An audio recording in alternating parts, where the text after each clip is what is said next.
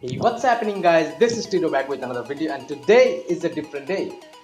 As you can see from the title, today I am gonna be reviewing the Redmi Note 3 after using it for 1.5 years. I know you guys are like, bruh, what took you so long? I was just being lazy, or as they say, better late than never. And before even I start the video, I would say you may feel like it's a biased review or something. Well, it is. So without further any more delay, let's make it happen.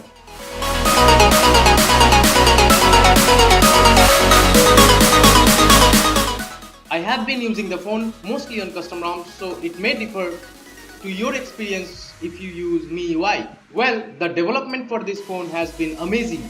I mean, unofficially. Yeah, on the early days the phone came with Android Lollipop, then it's upgraded to Marshmallow, and even now it's still officially stuck in Marshmallow. But here is the twist. If you have been following me or you just know me personally, you should know that I have flashed tons and tons of custom ROMs on this phone.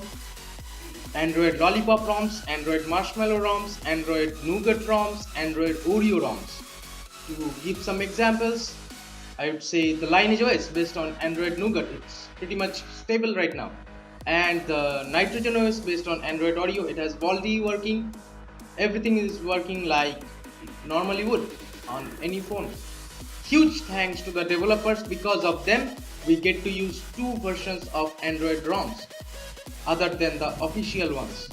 Well, first let's talk about the specs. The phone is powered by a Snapdragon 650 processor and 3 GB of RAM, 32 GB of internal storage, 16 megapixel rear camera, 5 megapixel front camera, 4050 mAh battery, and there is one more variant which is 2 GB and 16 GB. And in my opinion, for using the phone for this long, I would say the Snapdragon 650 is a really good processor when it compared to the Snapdragon 625s of this year, because I have seen some real frame drops with the Redmi Note 4 and MIUI 1 by even setting the live wallpapers. So that's that. I know that Snapdragon 625 is efficient and all, but still, when it comes to raw performance, the 650 just wins. The phone feels good in the hand and the metal is a bit slippery. I use cases, so that's not a problem for me. Now let's take a physical overview. To the front, on top, we have the earpiece, sensors and the 5 megapixel front facing camera. Below that, we have a 5.5 inch 1080p display, which is a IPS display by the way. And below that, we have capacitive keys, they are backlit.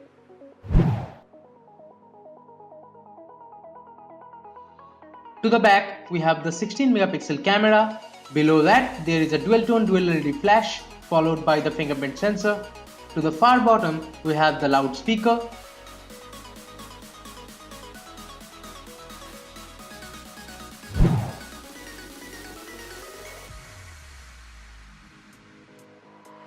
To the right, we have the volume rockers and the power on off switch.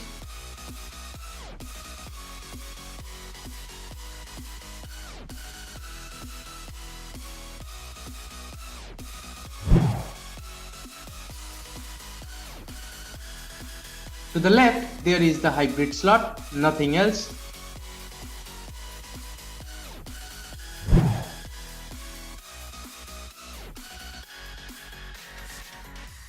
To the top side, there is the secondary mic followed by the headphone jack and the IR blaster.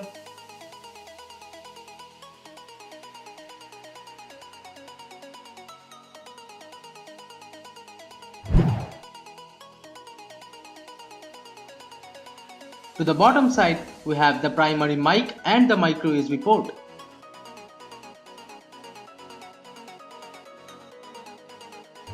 Now let's talk about the RAM management.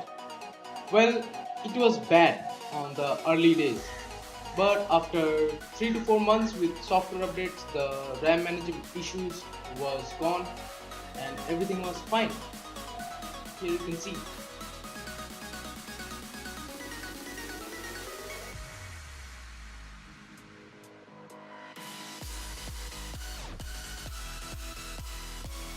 Next, let's talk about the battery life. Trust me when I say this, I am a heavy user. I generally use my phone almost all the time of the day and I get 4 to 5 hours of screen on time every day. I mean, even now, after using it for 1.5 years, it's pretty legit. I basically use my phone for YouTube videos, for watching YouTube videos, see comments and reply to them, Facebook, Twitter, Instagram, Snapchat, etc. And the Wi-Fi, Bluetooth, GPS stays on all the day. Here is an example for you if you want to get an idea about the battery life. And it takes almost 2.5 hours to charge it fully from 0 to 100. Now let's talk about the performance. Even before starting about talking performance, I would say the price of the phone was 12,000 rupees. For that money, how it performs even now, worth every penny. You can basically throw any app at it and you won't be disappointed. I mean, it performs a little bit better than this year's mid-rangers. Do we not have any cons for this phone? Well, of course we have a ton of them. Why not let's talk about the camera first. Yes, it's in the con list because of its potato low light performance.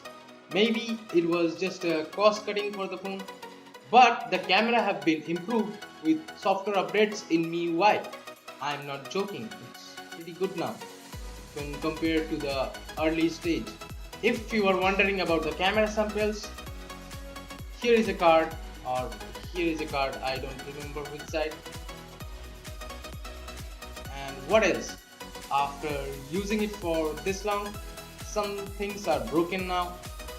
As you can expect, the power button works like 7 out of 10 times now.